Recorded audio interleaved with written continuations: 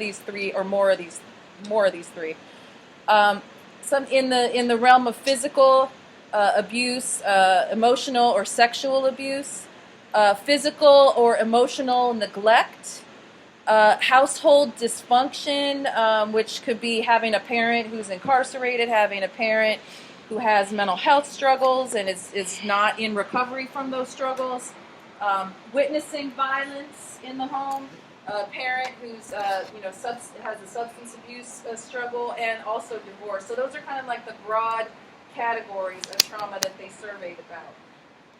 And what they found out is that these forms of trauma are surprisingly common, and that the more forms of trauma that you have. So the ACE study asks 10 questions across these three categories.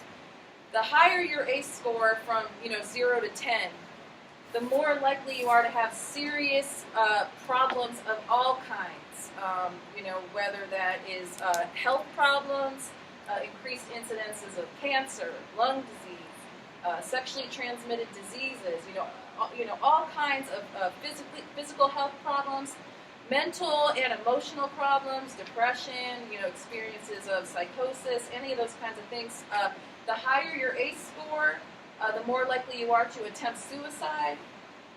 And then there was all these other kinds of social consequences that people faced, that increase with ACE score. So you're more likely, for example, a boy who's experienced these, high ACE scores is more likely to end up impregnating a teenage girl, an adolescent boy. That's just one example.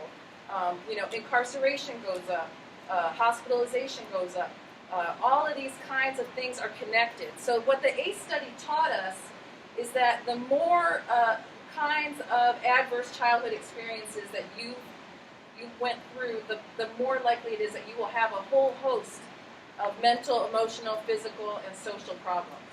So that's kind of the ACE study in a nutshell. I mean, there's so much more I could say about that, and we have, lots of experts in this room about it. But that's really this kind of aha moment that they discovered in California. And since then, they've gone on to do the ACE study in how many states now? Is it?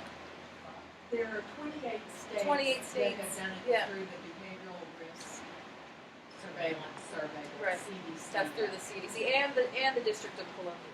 Yes. And they have found, they've replicated the results. This wasn't just some one-time, sort of strange thing that's unique to California, but they've seen over and over in place after place that these same things are going on in terms of trauma, and the higher the ACE score, the more problems that a person will experience in their life. And often, people don't know. They don't know that what they're going through is connected to the trauma that they went through as a child. Yeah. I just wanted to mention that the ACE study has a website with free publications, and it's just acestudy.org. Yeah, absolutely. Yeah, and I think one thing that we can do is, between all of us, start compiling the resources, because there are a ton of resources out there, and the ACE is Too High has got a ton of it as well. So, you could be exploring all of this, for years to come, because there's more and more and more information coming out. Put that on the index cards. If there's something like that you want to make sure everyone knows, we'll do that. We'll do that work of compiling the resources. Yes. Just recently, we've got a new document on both ACEs Too High and ACEs Connection, and it's called ACEs 101. And it's pretty brief, but it's got lots of great links. But it really sort of lays out the whole, what the study was, what it found, what we're learning in the neuroscience that causes all of these physical problems. It's a really terrific document. So look for it. Great. So what does this mean for all of us in this room? Is what it means is that we know this for certain, that anybody in any one of our systems, whether it's child welfare, juvenile justice, mental health, criminal justice, homelessness, every single one of our systems, substance use, we can bank on the fact that the majority of these people have been affected by trauma and complex forms of trauma. And so often, as was mentioned earlier, this is not recognized. And so people are asking the wrong questions. It's usually something like, what's wrong with you? instead of what happened to you. So as a result, we've had more and more of this kind of knowledge that if we understand the ACE study and we understand the huge prevalence of trauma across our communities and that we need to change the way we do things to specifically address that trauma, to heal that trauma, to help people to develop the kind of resiliency, that the skills that they didn't get, that there are ways to help people heal and develop those skills. And to really be in a process of recovery, and it's an ongoing process. It's not like, oh, I'm done with my trauma, but it's being able to cope better, find better strategies to cope. And the other thing that we know is that healing from trauma does not happen in a vacuum, and that trauma healing and recovery happens in relationships. So what we try to do when we do training on systems reform is we actually try to teach people how to have a relationship, how to build relationships. So often it's like a one-way street where, people are imposing things on folks using services and not acting in a collaborative way. And that, often serves to re-traumatize people. And the Substance Abuse and Mental Health Services Administration has come up with this whole concept paper on what are called trauma-informed approaches. And the idea is, how do we implement those changes? What are the characteristics of a trauma-informed approach?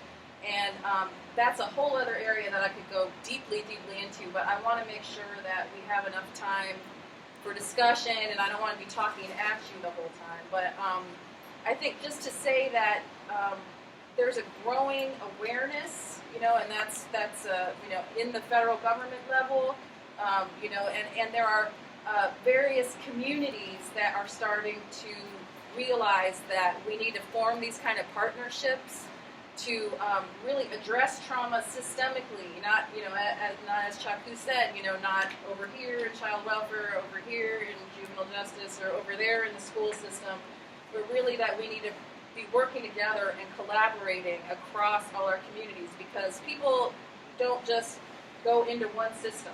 They're often, using or interfacing with multiple systems. So there's so many levels, in which I could talk about this, but I think what's exciting is that all across the country there are people sitting in rooms like this and starting to do this kind of thinking and starting to do this kind of work. So what it really involves is exactly what we have here, and I'm so happy to see like the broad range of representation that we have in this room, because it's not just about mental health, and it's not just about juvenile justice. It's about all of us working together. And so we've seen initiatives everywhere from Walla Walla, Washington, where they work together to actually build a trauma-informed high school. And as a result of doing that, they've seen suspensions go down like exponentially. They've seen the graduation rate go up exponentially. They've seen so many wonderful changes just from making that commitment to how do we address trauma. In fact, there was just something on NPR this morning about a school that's adopting restorative justice. I don't know how many of you heard about this, but alternative forms of discipline that don't further shame and punish, but actually teach kids skills to mediate conflict, solve conflict, express emotions in a constructive way. So, these are the kinds of really exciting, creative things that we could all be exploring in this room, among the different settings in which we work and the people with which we work. Just to mention a few others, the city of Philadelphia has committed to this big time to really trying to make that city trauma-informed. And I can refer you to more, there's lots more information in the Community Resilience Cookbook, which is another resource I will talk to you about. Tarpon Springs, Florida is like this little community in Florida that made a decision, that they were dealing with a lot of violence and homelessness and just a lot of sort of huge social problems in their little community, and they made an effort to come together, just like we're doing in this room, and they've seen a lot of really positive changes come out of it. And this is popping up and growing across the country. So there's so much more I could say, but I hope I sort of gave you a good overview as to sort of, what the reasoning for this is and what some of the maybe possibilities that we could continue to begin to explore together. And I just want to say also, in this Community Resilience Cookbook, people are sharing information from what they've learned. So I think we can really look at that, and they talk about the different essential ingredients to kind of come together and create a trauma-informed community. And just to mention a few of them are, leadership and collaboration, community education, finding ways together to access resources to move this forward, communications to kind of sort of help get the word out, about trauma and kind of have like a sort of public campaign to let people know about this, because so many people still don't know about this. There's so much education to be done in our communities. Pulling together the data and the research that really supports this, and there's more and more and more of that.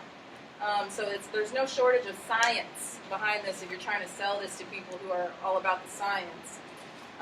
And also just, they have a lot of great stuff in here about sort of the process and how, it's okay for it to be a little messy and a little uneven, that we can sort of just be open to however this unfolds, and that communities have found having that kind of flexibility has really helped. So I think I probably will just, close with that, but that we have a really good resource here. They call it the recipe for resilience. And we can talk more about that as we sort of go into the next steps about, kind of how we can start to move forward and think about who isn't in this room. For example, I don't think there's anyone here directly from law enforcement. I know people who work with the criminal justice system, but that's just an example. Who's not in this room, and how do we reach out and broaden this coalition? So again, so thankful that y'all are here, and look forward to continuing the conversation.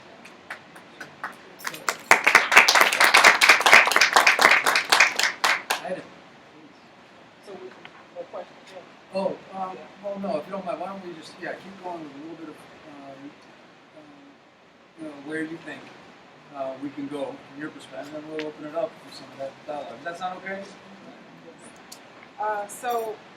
So when I talk about what the Campbell Center has done in DC, I like to first start off with how I myself became trauma informed, and it was basically after years and years of trying to keep myself mentally healthy, in recovery from a mental health diagnosis, and wondering why I could not stay healthy for longer periods of time. Yeah, because I really don't have a big mouth. Yeah, sorry, we don't have a mic.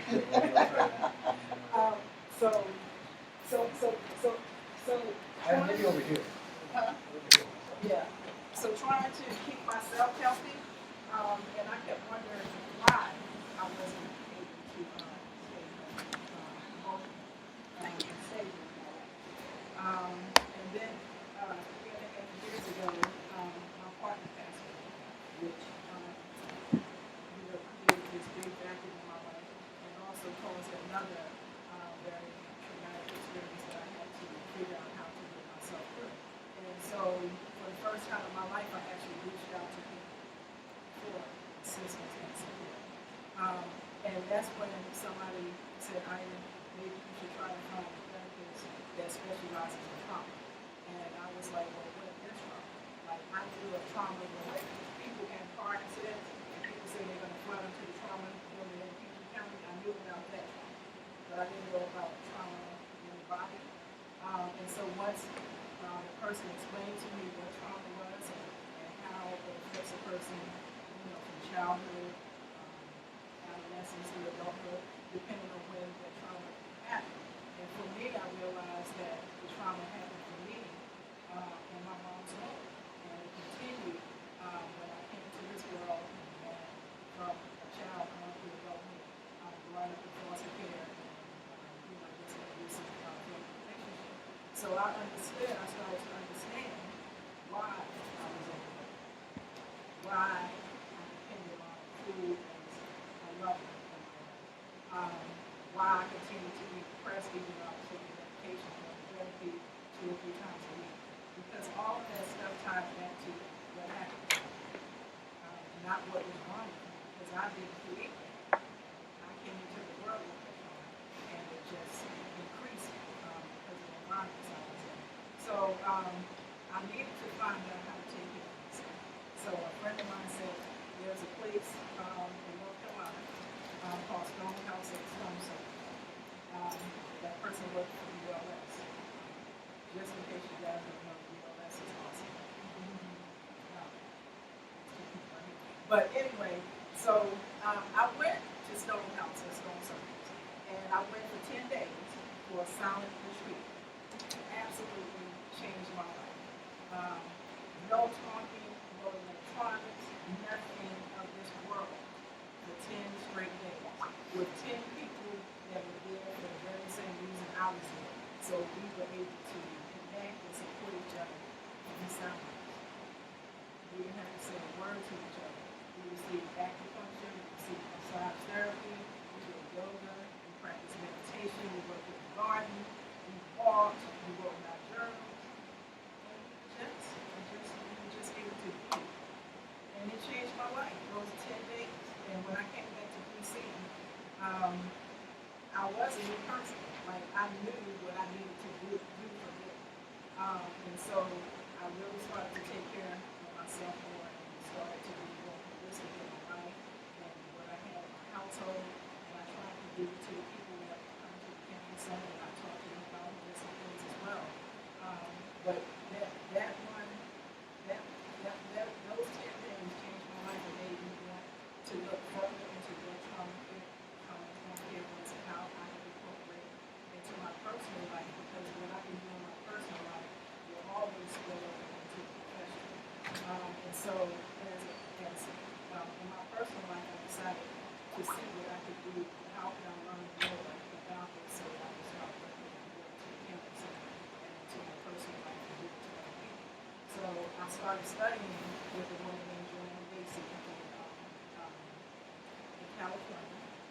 Joanna Macy actually lived in DC for quite a while. She's an environmentalist, and she created this work called the Work That Reconnects. And basically, the Work That Reconnects is work around the environment, but how we treat the environment, how we take care of the land, this earth. It affects us as human beings, and that trauma that we give to the earth always comes back to us because it's from the earth.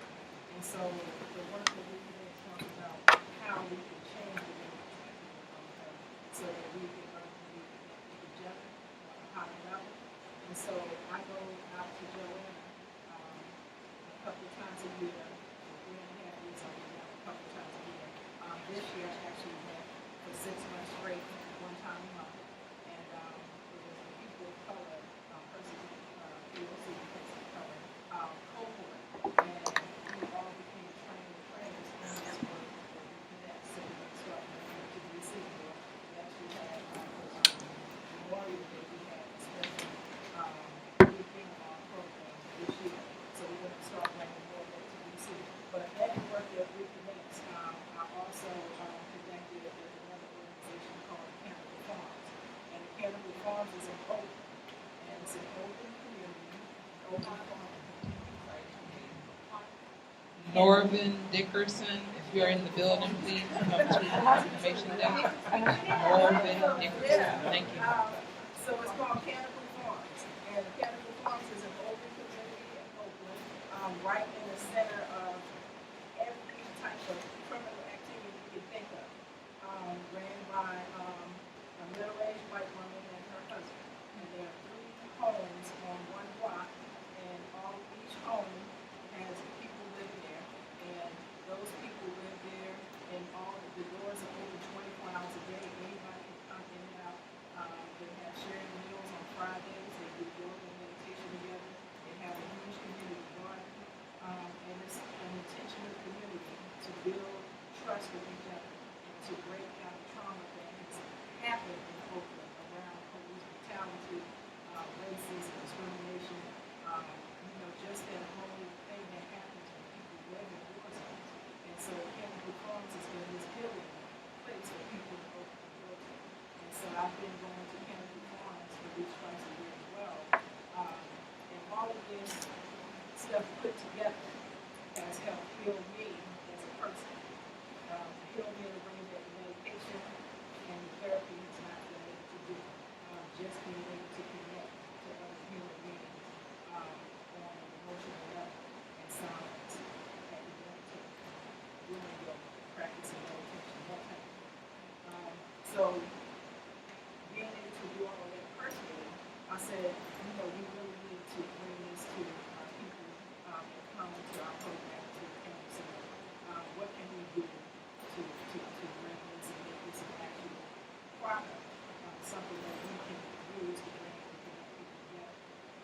so just this year, we were awarded a contract with Child and Family Services to start training young people that are in foster care to actually be recovery coaches and rap facilitators to other people, young people that are still in foster care.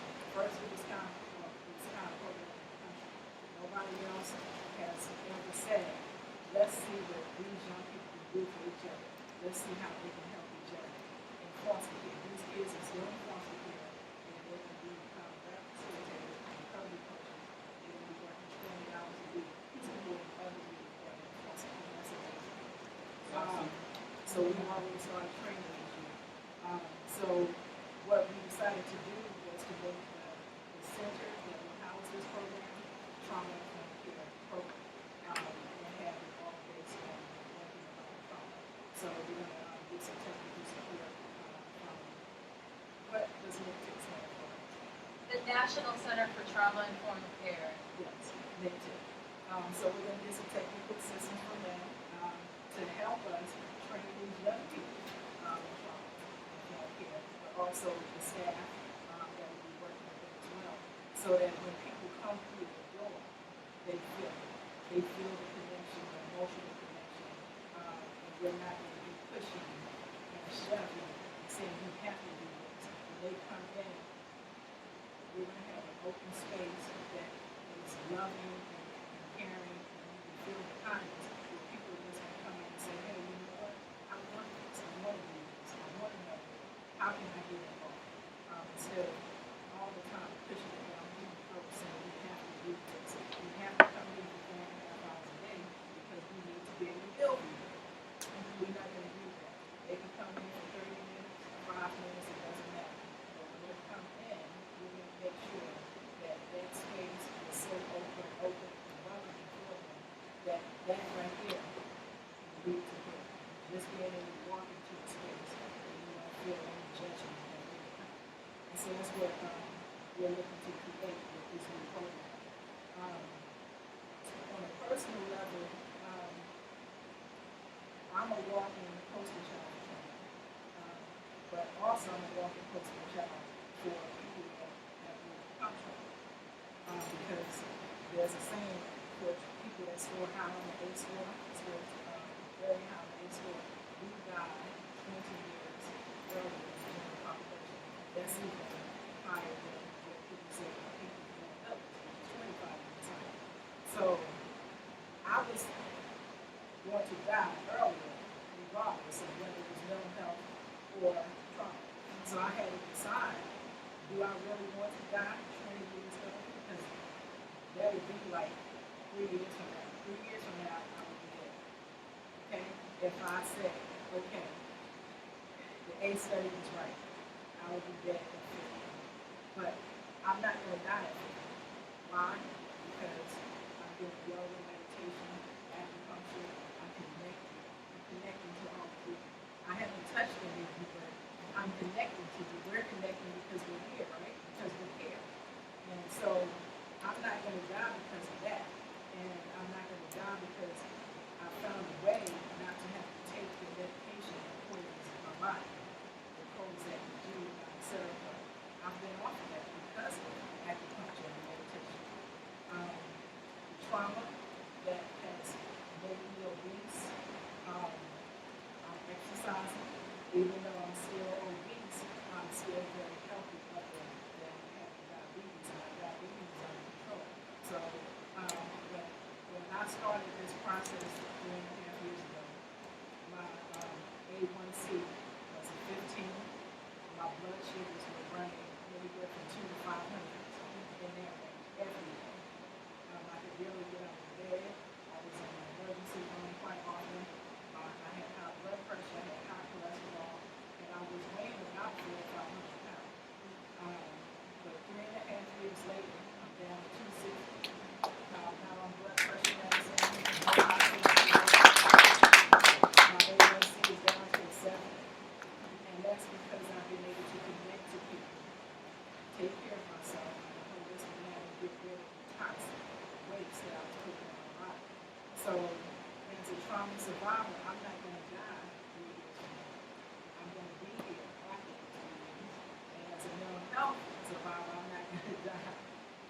25 years ago either, because I'm taking care of myself and I'm able to connect to people instead of being hurt. I'm no longer at home. I'm reaching out and calling people.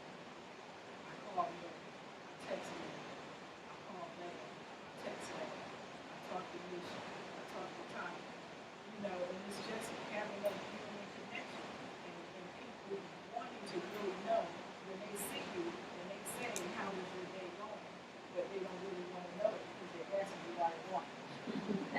So when you ask somebody, how are you doing today? You stand there, you say, hey, how are you doing today? And you listen, right? Because you want to know. Don't, yes, listen. When you ask somebody a question, stand there and listen. Don't ask the question and walk away because you really don't want to hear. And people notice that. And that is what traumatizes us. Just these little things, you know, can hurt a person deeply. So that's what we're doing at the Campbell Center. We're making connections. We have partnerships all across the country. DC, Maryland, Jacob, California, Massachusetts. One of our big initiatives at the Campbell Center is strategic training. We have done training all across the country now, and especially around trauma and what it means to be a trans person and have to face discrimination on a daily basis, even within our community. So it's important for me to let people know that being a person that identifies as a transgender person does not mean I'm mentally ill, because gender is not here, it's here. So I'm not a mentally ill person just because I don't identify as what I was assigned to be a person. So I try to impart that to the person who we go and use that. So we're trying to, you know, really just connect with people on a national, local, community level, and just get people to understand, you know, that we're all here to help each other. Everything that we do affects another person. So we need to be kind of each other. So the Campbell Center, we will have a trauma conference, our second trauma conference in May, May the 12th through the 13th. And we'll be sending out more information on that. We just had our first panel meeting yesterday. We'll usually save the date flyer soon, tomorrow sometime. So that'll be our second annual trauma conference. And another initiative that we also work on with Redford City is the on being racist. And that is another way to tackle trauma. Because our community is faced with discrimination across this city, especially now with gentrification. A lot of people are being pushed out. The city is changing. There's some days that I'm at a stop sign and I'm looking at my phone like everybody else, and I'll look up and I'll see dozens of white people coming towards me, and I'm like, holy shit! Like, it's like overnight, right? And I've been, no, it's serious. I'm being honest with you. I'm telling you, like, that is traumatizing to me because I've been here for 25 years. I was here in this city when 8th Street, you could not even walk down 8th Street without a body. But now look at it. Light rail, bars open all night, right? Open. Yes, yes. I mean, and then you have all of these people coming to the city and they act like you don't belong here. How should I feel? This is my home. This is my home since I was 21 years old. I don't belong here. And then I have people coming from Kansas and Nebraska saying, hey, you need to move PG County. No, I'm not. This is my home. I'm staying here. I pay taxes. I'm a business owner. You know, I pay taxes just like you. Why should I have to? But I've seen this happen. I've heard people say very mean things to people. You know, like people that go to these bars and things. I've heard people say, you should be happy that I'm here. You know, I'm helping your neighborhood. You know, if you're living in the city, you decide to live in the city for a reason. So you should be thankful that the city was kept up by the people before. Because it was a struggle to live in DC in 1990, was it not? And that's what you remember, you guys, you know,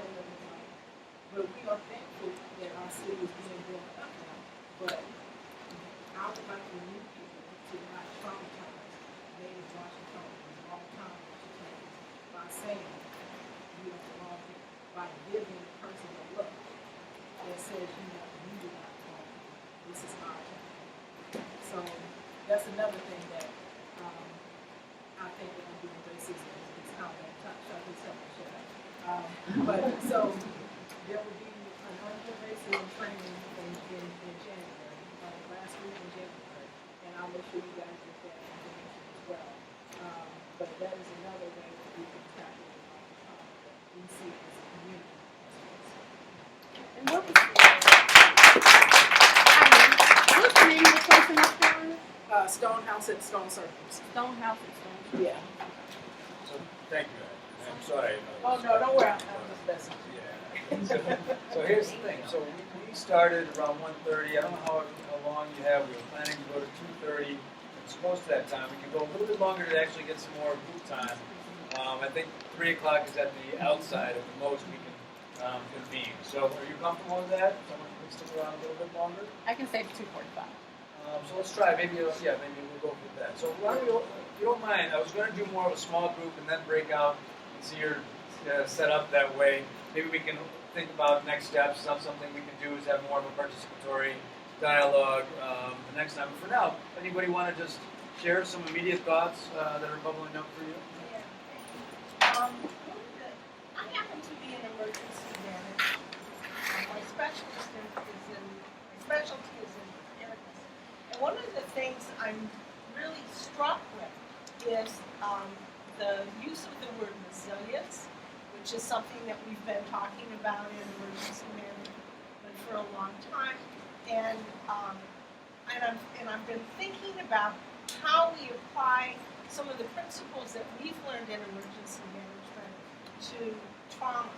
And the things that bubble up for me are the use of what we call psychological first aid. And if you're not familiar with it, it's something you might want to Google. There's a lot of work with children in disasters and their responses to these traumatic events for them. And the other word that comes to mind from our field is mitigation, which is how you reduce the effects. So I'm wondering, as we go forward, and perhaps this is one way I can contribute, is how we distinguish between the first responders when there's trauma, whether it's the child protection services, the emergency room people, police, or other social workers that are actually the first responders when there is a trauma, and how they act or how they can be supportive to mitigate that trauma. And I know some of you are probably familiar with rape crisis and some of the other things. And then being able to look at second line responders, the counselors, the people who follow up after an event to try to help people through a journey, and then those long-term folks, the recovery folks that continue to provide support.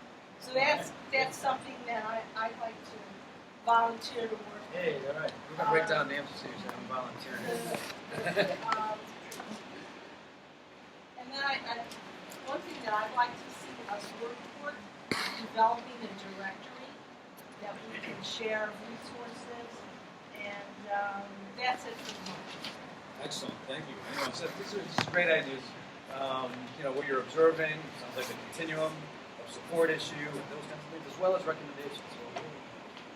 So just to mention more about places that seem to lack trauma informed care. I think that I see a lot of people in the behavioral health agencies, like the court service agencies, and they get their housing through their agency, whether or not it's funded by the housing authority or other funding streams. And so the landlord for that agency tends to operate independent of the court service agency. But a lot of the people who are receiving vouchers that have been homeless or they have persistent mental health or behavioral health disorders, they end up in the not being able to, they don't pay their rent timely. They have other issues like in their building. And the way the landlord's office approaches those people, it's the opposite of TIC. It's like it's traumatizing. And I just think that if an agency is going to promote itself as trauma-informed care, then all subcomponents of it need to also be trained in that, especially in something when you think of Maslow's hierarchy of needs, shelter, housing, how vital that is to a person's recovery, whether you're doing the housing first model or you're doing subsidized housing. I think that's a big missing element, and I don't think it's being addressed at all. And just from things I've witnessed or been a part of myself and seeing how people are treated, I don't know. I just think that really needs to be focused on. Yeah, thank you. I just had a really quick question for you about sort of your process with Absolutely, this. absolutely. I just felt a little confused about like this meeting, and then what are your sort of goals for like, are we coming back together, and sort of where are we going? Yep. I love all these ideas. Yeah, so do you mind if I just take that on? Sure, from there, yeah, and then very quick. okay, so here's because I definitely wanted to make sure there was time for this. One is that we weren't really sure what people wanted to commit to, actually, to be honest. So I wasn't going to set out a whole process, right, and just say, here's the process, here's the cookbook, we've kind of set it up for you, let's join in and make it happen. So that was one caution. So I think part of a first meeting was really, is there interest in this idea? Is there enough interest among diverse groups and across enough partners to actually move forward? To have a concrete example is that Robert Woods Johnson just gave Philadelphia Foundation, I think, $4.8 million, something like that, to actually be a holder for national distribution of funds for trauma-informed communities all across the country. So as that money gets released, it hasn't been released yet, but as that money gets released, you could have a partnership here in D.C. that's ready to pursue funding to actually more systematically pursue a trauma-informed District of Columbia, trauma-informed Virginia, trauma-informed Maryland, whatever, however you want to pursue that. Now, Elizabeth Pruitt is here as the designer of the ACES Connection, but also you're directly responsible for state implementation, right, and how that communication of those state efforts. Is that correct? Well, it's more communicating and getting people a vehicle so that they can learn. organize. And, we have groups, so Right. we have groups that are by geography. For example, there is a Philadelphia ACES Connection group on ACES Connection. Exactly. So they can post meeting notes, documents to review, report on activities that they're undertaking. And each group has a purpose. If there was a group for the DC metropolitan area, you would decide, all right, we want to become a trauma-informed group. And so that work that would be done virtually and in person would have that goal in mind, whatever that goal would be. So we don't fund initiatives, but for example, we report, and we're funded by Robert Wood Johnson Foundation. We work really closely with the Philadelphia group, the Health Foundation that's going to be giving these grants, Right. reporting on it, letting people know what's happening. So one idea could be that you're preparing to have a group that would actually be ready for that level of implementation in the near future. You can develop an ACES Connection group of your own, for example. But those are all, again, Star Center is more, we're actually acting more as a convener, not as a kind of person, or an organization with a kind of claim in the race, or, kind of any issues of competitiveness there. We're interested in supporting this kind of cross-systems effort and have, time dedicated to be able to provide that role on some level, and then maybe pursue some of the broader connections in that way. So, for example, if we wanted to bring Philadelphia people here, we could do that and have a larger convening where people could learn about what's been done in other cities. That's one possibility. So I guess the process can continue to unfold. I'm ready and willing, and Tanya and I can work with a team of you to actually continue convening meetings like this and thinking about what the next meeting is. So I think really a good next step would be to identify a group of you who are willing or interested in convening further. We'll arrange some teleconferences to design the next meeting, and it could be it could be a longer meeting where it's a little bit more process oriented and community driven around that. You could identify other partners that need to be involved, and then go from there. All right, so those are my suggestions. That helps. Sure, thank you. So we can go around the table I- again, and then we'll come back. And I'm committed to that endeavor. I have some ideas about doing that. I've done that in terms of looking at focus groups and as we come together as a community, how do we target specific communities or areas so that we can see the work and there's longevity. What I tend to see with groups is that we start off and we have this great energy and this momentum, and then we fall to the wayside and we really don't get the work done. So I think maybe taking the baby steps and focusing and then seeing the work and how it's productive and how we can really dig our heels in to be informed and even take that back to our communities. So I don't live in a district. I live in Prince George's County, but how do I take what I know and train people in wherever I go? So I want to be a part of it. I have to go. I have a meeting. But the thing that I want to talk about and say is about mental health. And I think we get really focused on this whole thing about trauma-informed care. We've been doing trauma forever. Everything that I do has to do with trauma. But I think what we miss out on is we stop talking about mental health and the stigma of mental health. Years ago, my brother was diagnosed as a paranoid schizophrenic and tried to kill my mother. And I was in law enforcement in the criminal justice system in New York City, happened to call the police, and I kept calling them to say, you have to come, but you have to know that this is a person who has a mental health issue. So the way that they came and the way they approached the situation was because of how I was able to describe it and how I dialogued and how I could take the stigma. And we don't do that. So we talk about trauma-informed care. It has to be talked about in mental health. So if you have a program that's doing that, the landlord understands there's a program, but does he understand mental health? No. And we don't connect in that way culturally. As African Americans, how we deal with mental health, how we talk about it and dialogue about it.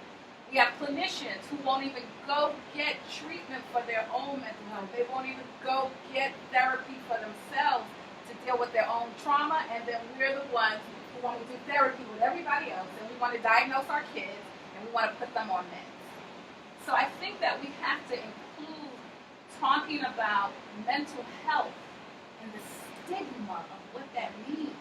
Because my kids who I work with in child welfare, I don't label, I don't talk about trauma.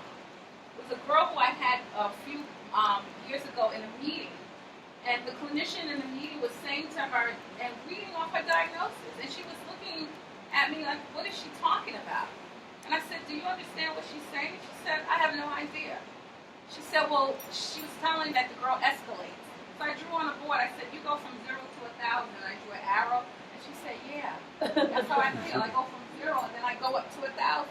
Our kids are visual. They connect to language and words, not about the stigma. And we don't dialogue like that. These new millennial kids, they don't connect like that. I have a 17-year-old, and he could tell me, Mom, you think you might need a little anger management? But we dialogue. He's a great communicator, and he's a male. But he's learned how to communicate since he was a little boy. And he can talk about his feelings.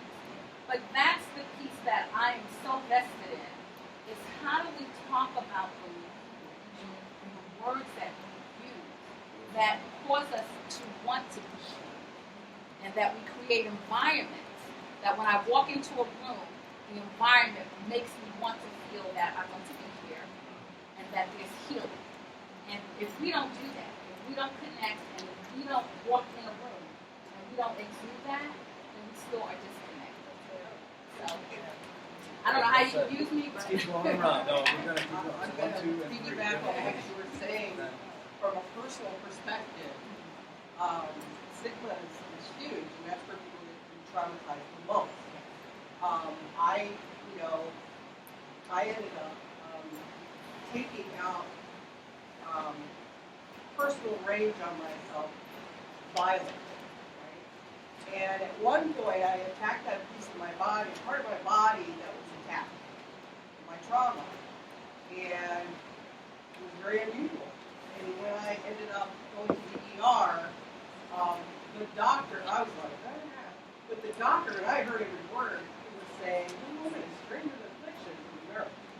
Now it got worse, I'm not going to go there. But really, I mean, sometimes I think it's in terms of, when we say mental health and we're connecting things to trauma, the prevalence of trauma with people who are dealing with mental illness is huge. I mean, NIMH is still trying to do studies to figure out if schizophrenia is genetic, right? So when we think about it in terms of experience and environment, you know, really, I like to take a perspective here, which is where I always feel like I want to go, is to talk about it to people out there. You know, we can plan, we can talk about what we can do within our system, but people out there, I mean, we got folks in Virginia got their head in the cloud. You know, maybe that's just, you know, suburbs, I don't know. But the thing I'm hearing is, what you're saying. It's a public. You want to really think about a public messaging. exactly. I mean, we're talking about impact for you. adaptations, and you know, Okay, great. some very strange adaptations. And people look and they say, you know, I worked with an individual when I first started doing peer support who had horrendous childhood trauma. I mean, from the infancy, where laid in his, you know, in his crib was a species on a regular basis, and it got worse. Well, you know, it got very worse. But well, his adaptation was that he wanted to be an adult baby, right? So he wore diapers, and we couldn't get him into our co-occurring program because they were afraid of what the other people were going to think about it, and the mess and all that. We're like, hey, you know, he needs to be in this program because his other application was rough. So I mean, we don't look at people strangely and say, oh my God, what's doing that? So that's another important point. So we understand each other better from a what happened perspective instead of a what's wrong perspective. Okay, so let's keep going. A couple more comments. We're going to make these maybe last two brief if you don't mind. Oh, yeah. We'll move into some next steps. So over here, and over here. Okay, I just wanted to give a resource to the lady who's being sure. talked to by Alan. On Our Own of Maryland has an anti-stigma project, and it's 20 years old. And so they do a lot of free trainings that I don't think it has to just be in Maryland. Well, you're in PG County. Yeah, but I think they travel, but definitely PG County. So they're contacted. So the other thing I was just echoing what Melinda, right, said about the Maslow's hierarchy. I had written down income support, all the agencies that provide income support, Social Security Administration, housing, like you mentioned, food stamps. It's very dehumanizing, or it can be. And I know the workers are stressed and underpaid and undervalued, and you know, I understand that, but it's just. Well, yeah, and that's part of it. They're Yeah, the whole environment, traumatized. the whole environment's toxic, and Right. it's just being passed along. Yeah, I agree with that. That's the system. Yeah, so that's all.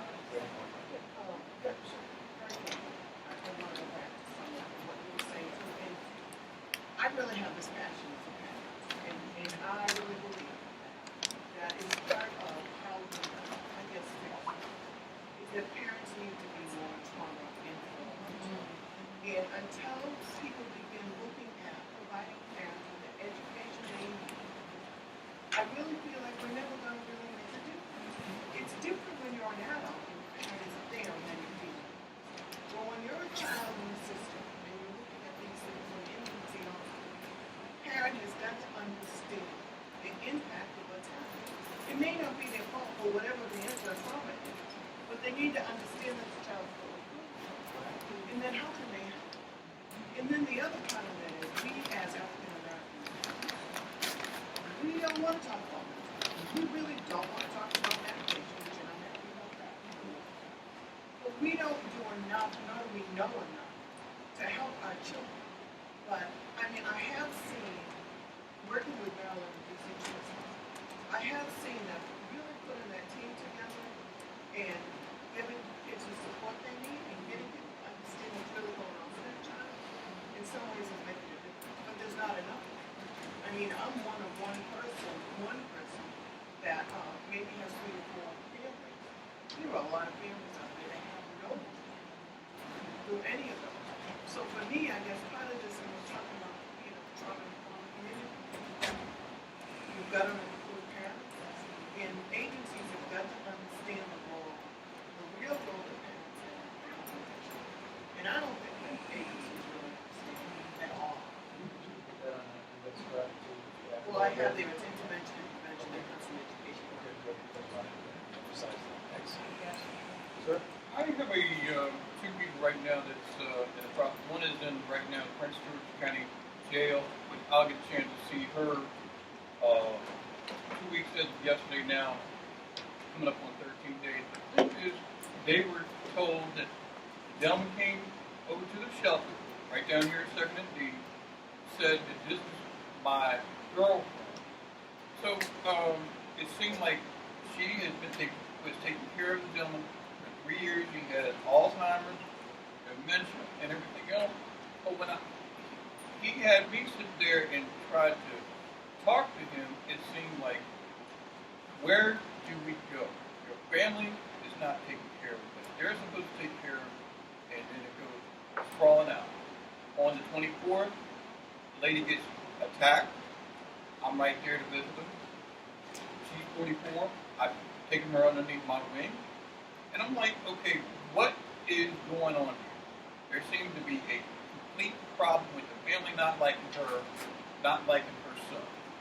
So it seems like right now he's over there at the Tony Ridge Behavioral Health Center. The thing is, I say I don't feel that he needs to be in there. But for him to work on his anger management and everything, he said, Patrick, this is what I want to take with you. I said, okay. But do yourself a favor. If this helps you, can they use against you in a court for your upcoming trial on the 16th of January?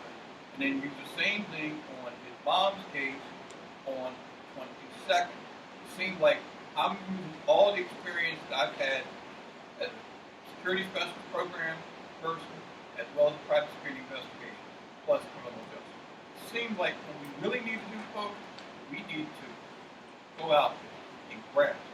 This would also be going on ever since 1993 when I took 7 straight years as a homeless minister advocate.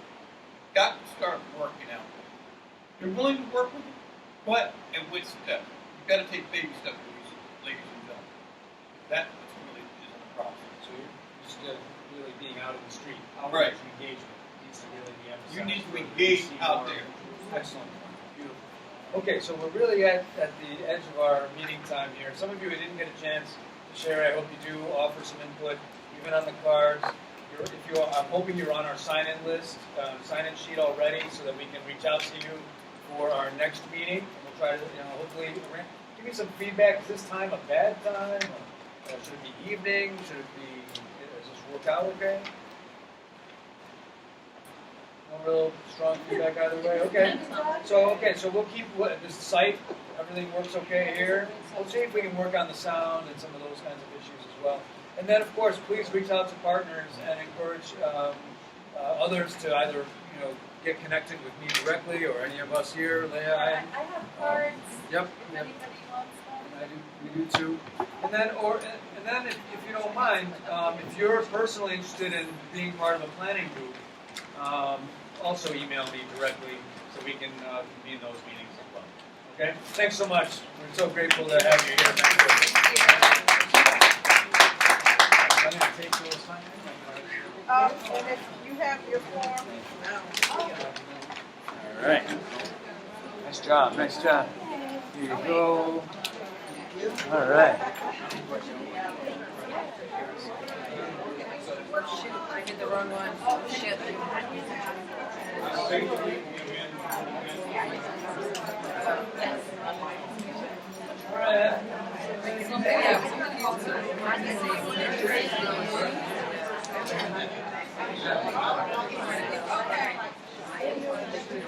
then I'm gonna come back.